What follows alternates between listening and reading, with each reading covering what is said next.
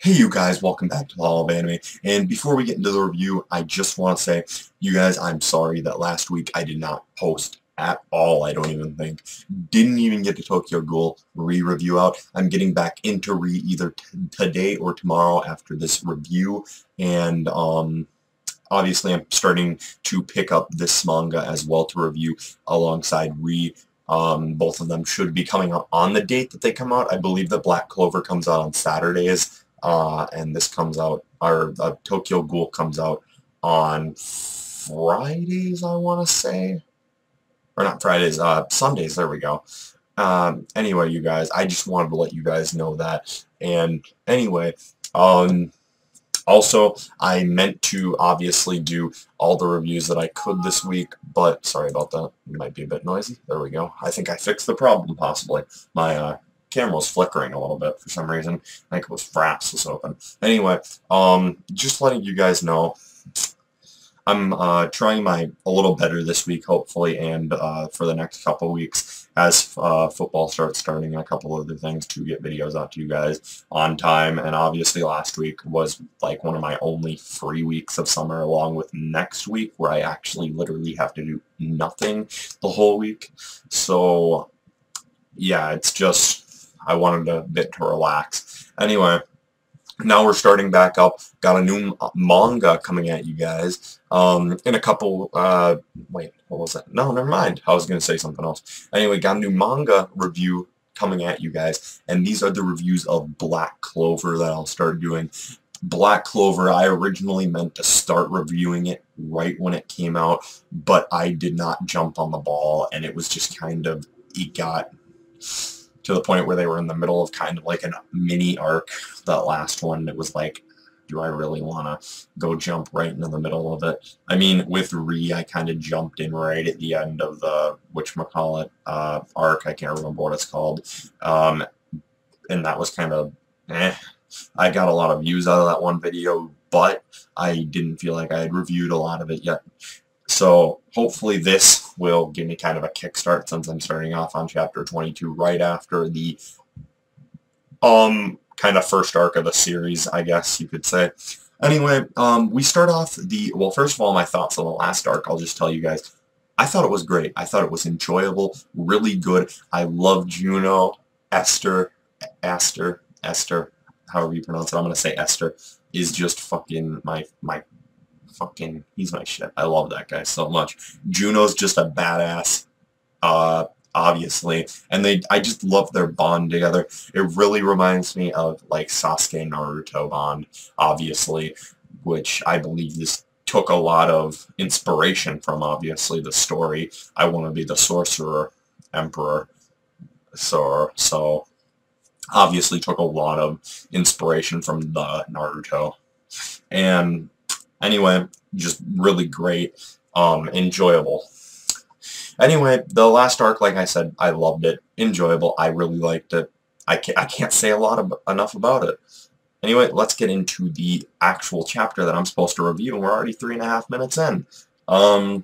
Okay, so this chapter, chapter 22, started off basically a week after the end of the previous chapter, after Esther had been beaten to shit, and everyone else had obviously been beaten to shit.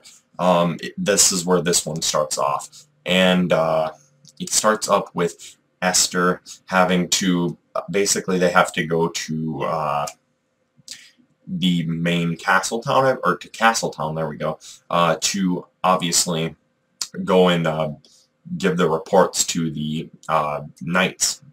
And anyway, they go to give the reports there, and they meet Juno and his crew there, and basically, give me a second, I like to take notes on my phone quick. Anyway, so basically, at this point, we have Mimoxa, I'm gonna say. We have Esther. I remember running towards Mimoxa, trying to thank her for healing him, and then she kind of turns away and runs away, and they're like, what the fuck, does she hate me now? Okay. And you just kind of see a little bit of romance going into that. Mimoxa says that she likes him, actually, and she doesn't really understand these feelings.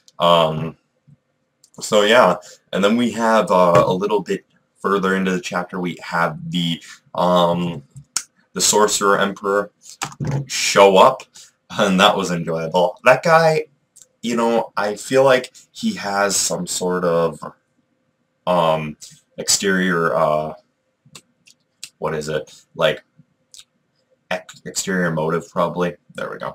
Behind all of his actions, I'm sure of it. Just the way the guy works, he's just really kind of shady, and we've already seen him in the previous chapter, or in the previous arc, obviously, right before they left the town. The first time, he was the old lady, and he took the money, obviously, that he had been gambling and won. But here we are again. We have him, and he just kind of shows up, and nobody knows who he is at first. Aster and Jugo are just kind of like, who the fuck is he?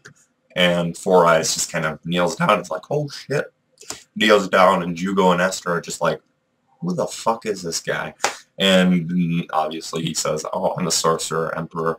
Anyway, we go on to find out that the Sorcerer Emperor loves new types of magic. He takes Jugo's book and looks at it, and he can read parts of it, and he finds out basically that he's just really interested. Jugo acquired a familiar, I'm gonna say it's a familiar. And then we have, obviously from the last arc, Aster gets really excited, and he wants to throw his book in the Sorcerer Emperor's face. So he throws his black, fucked up book in front of the Sorcerer Emperor and says, read it, it's mine. I did this. Look, can you tell me what it says?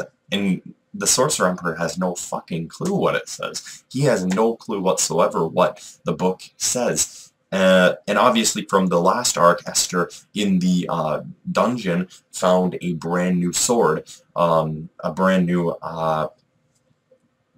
like dark sword or whatever you want to call it.